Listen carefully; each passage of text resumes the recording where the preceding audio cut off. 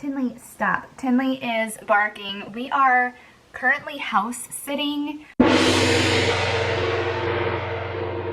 for probably a month or at least several weeks. If you hadn't seen my post, there was a death in the family, and so I am at one of the family houses right now. House sitting, I might be like hopping around from house to house because with my work, I do work remotely out of the house. Tinley, it's fine. She's not used to being in the suburbs. I have that capability to be a house sitter if and when it's needed, and it is.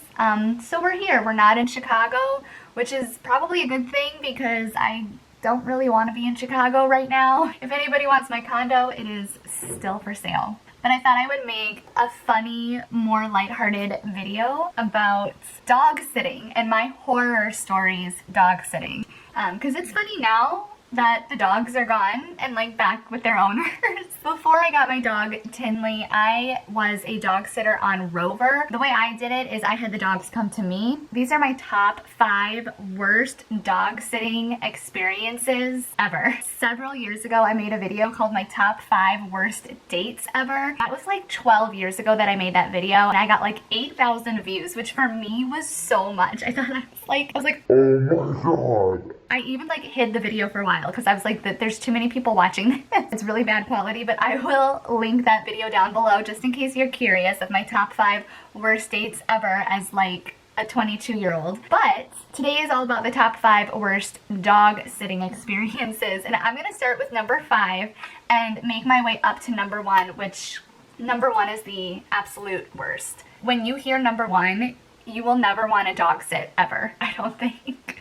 Okay, so the number 5, the one that was not so bad but was kind of like an introduction into how it was gonna get, was this really cute golden doodle. The owner looked just like me. She was like 5'3", 100 pounds, brown hair, super bubbly, like the same personality that I have.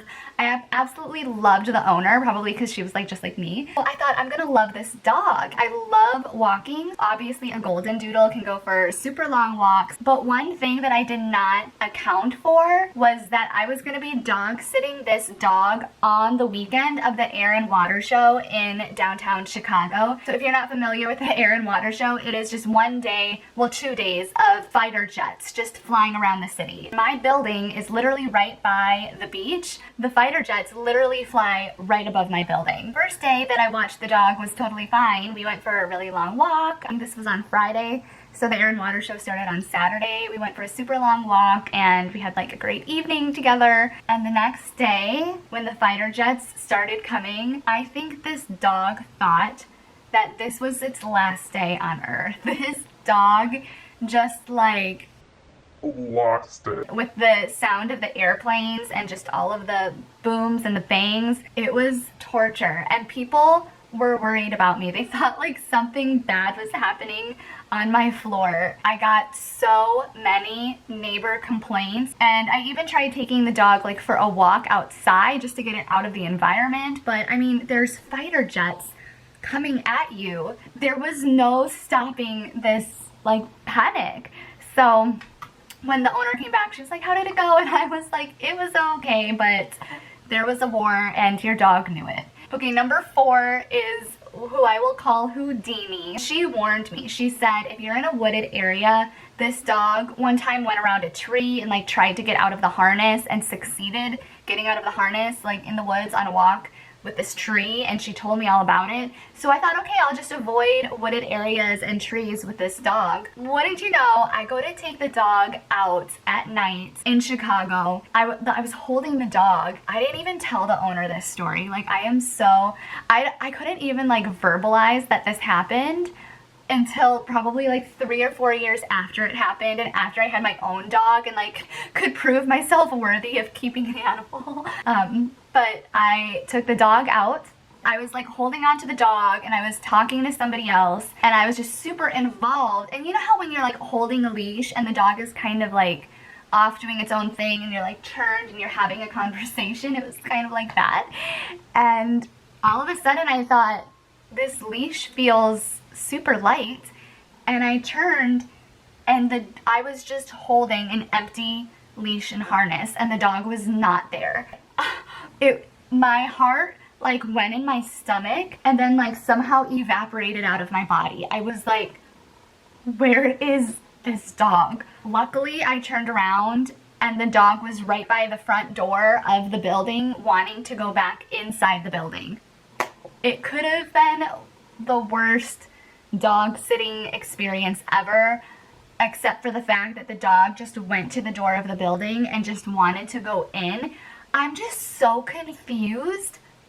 Still, How it got out of the harness. I'm just so confused how it happened because we were not in the woods. She warned me that if you're in the woods, the dog would go around a tree and could figure out how to get out. But this was a situation where there were no trees around and this dog literally just got out of the harness like so stealth without me even noticing.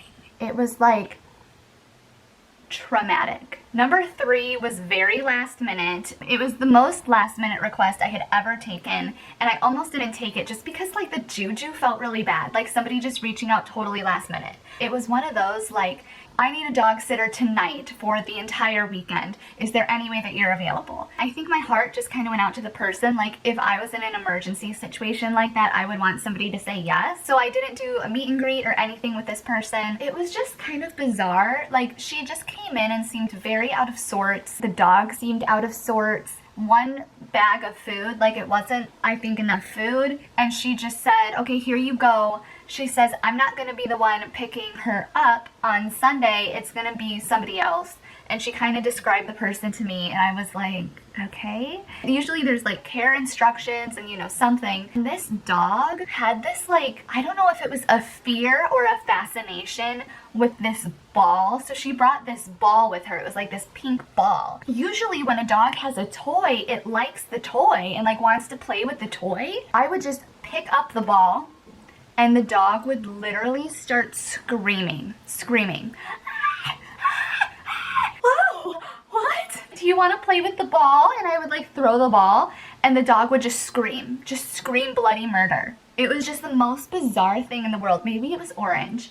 I thought maybe it was pink. And I think ultimately I hid the ball because it was such an issue. I either hid it or I lost it. Knowing me, I probably hid it and then forgot where I hid it. Because when she came, I remember having to tell her that I lost the ball. She was like, oh, that's okay. She's got like 100 of them. It was just very, very bizarre. Number 2, we're getting pretty close to number 1. I kind of just put in number 3 because I needed an extra one, but really this video could just be about number 2 and number 1. So this person reaches out to me and they want me to watch their dog, Benito. I'm gonna name drop here. I don't know if the person even like ever knew I had a YouTube or is watching this, but the dog's name was Benito. And I just feel like if you're gonna watch a beagle named Benito, this is your warning. He reaches out to me and he says, I'm going out of the country for like over a week or a week and a half. Can you watch Benito?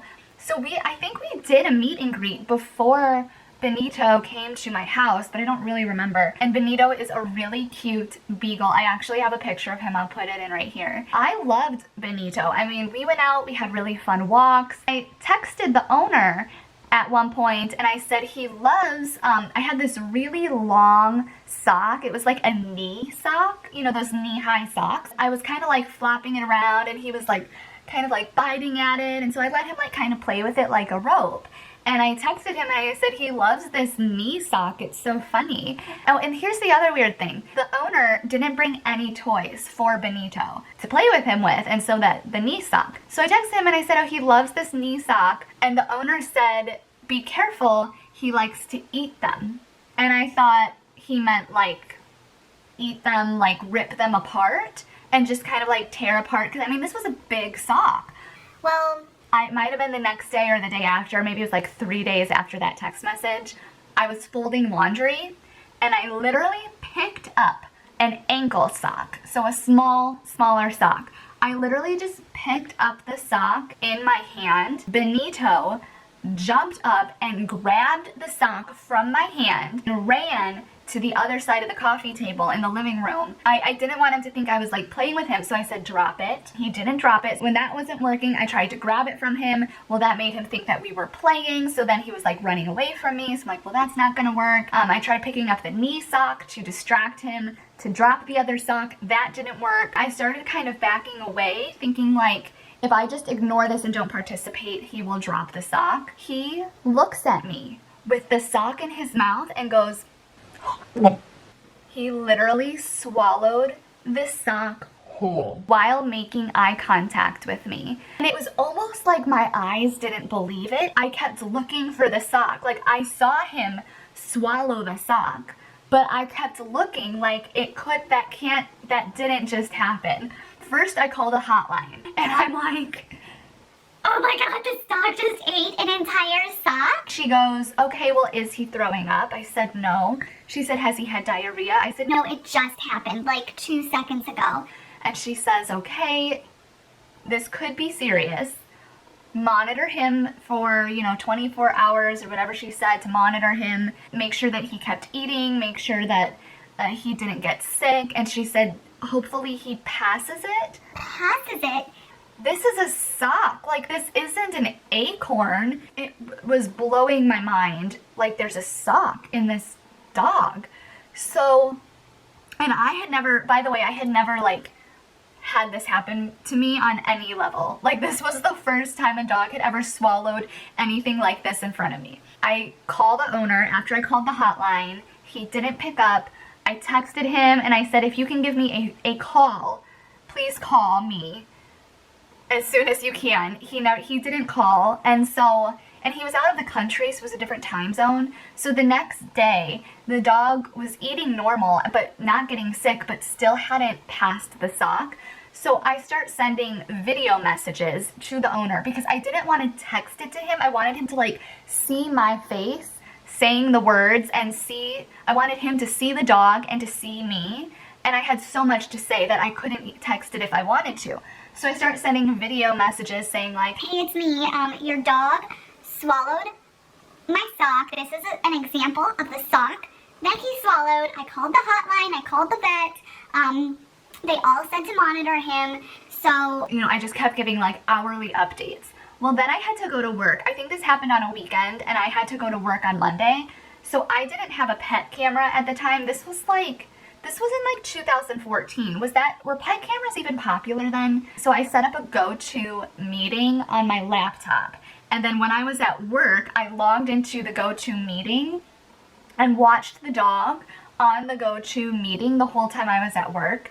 I didn't see anything happen when I was at work. I went back at lunchtime to check on the dog. There was nothing. I came back, and it must have happened on my commute home, but I came back at like 5 o'clock and there was the biggest mess you've ever seen in your life. In the mess was the sock. And then I sent another video to the owner and I said, I just want to let you know that the sock came out. I don't know how, I don't know which way, but it's out. And then he sends a message and goes, oh, don't worry about it. He does this all the time. So there's that. And number 1 is diaper dog. And this I think was the last dog that I did on Rover. I think it was that bad. And after that, I only did repeat customers that I knew the dog and I knew the owner, because diaper dog was just like over the top bad. This was not a meet and greet, so I did not meet the person before this dog came. And once she drops off the dog, oh no, I did do a meet and greet. I did. Oh, I remember that I did do a meet and greet with this dog actually. So I met this dog before it came to me for the stay. And when I met with the owner and the dog, there were no signs of like any abnormal issues at all. Then on the day that the owner drops off the dog, she has this huge bag of stuff. Okay, here's the food. I portioned it all out. So you have like AM and PM meals. Okay. Here's the toothpaste. You brush his teeth every night. Okay. Here is some treats, stuff like that. Normal stuff. Here's the food dish. and here are the diapers. And I looked at her and I was like, the diapers?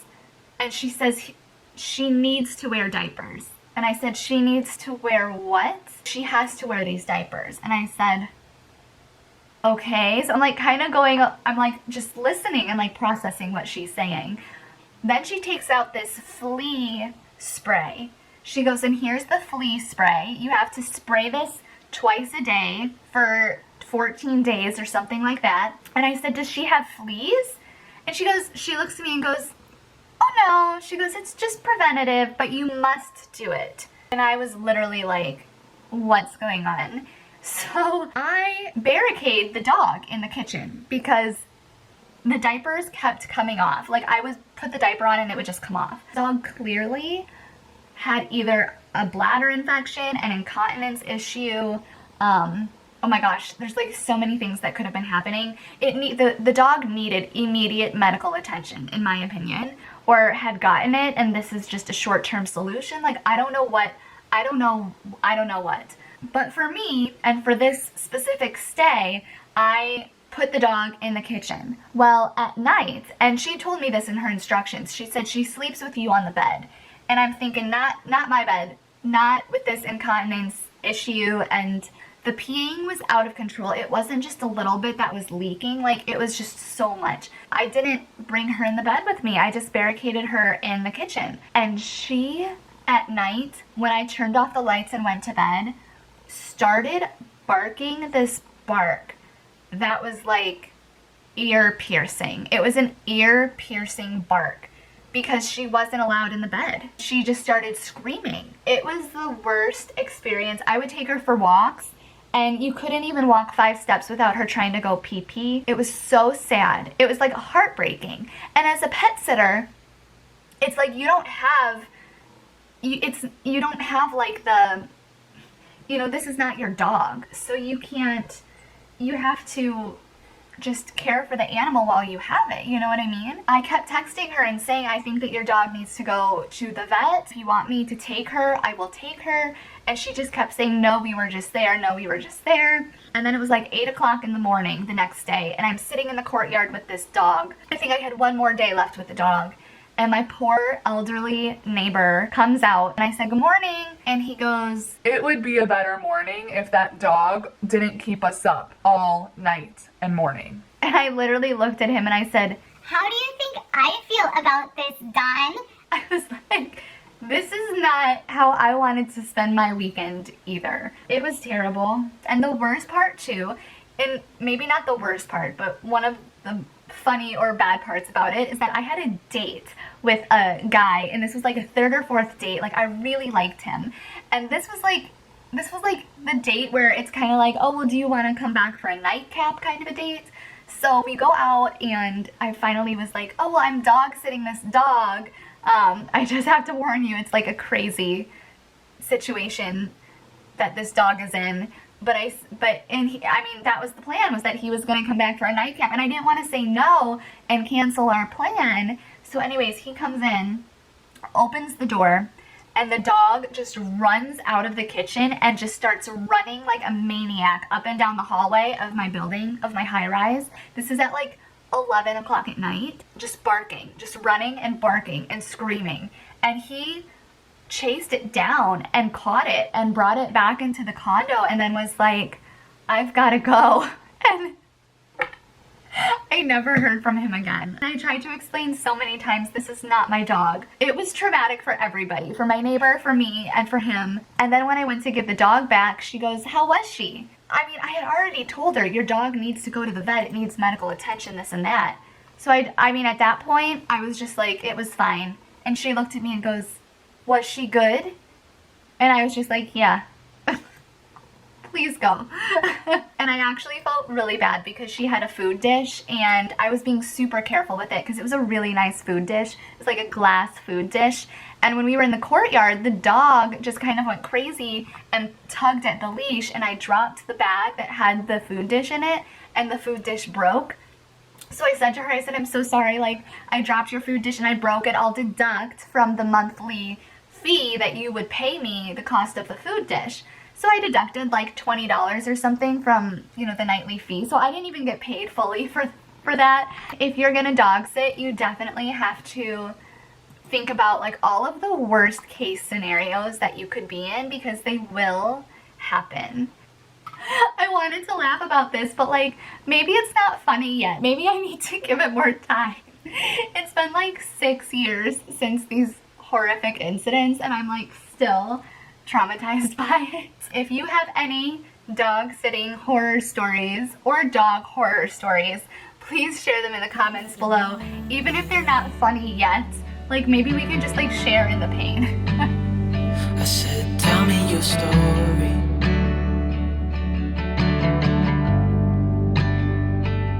He took out a notepad.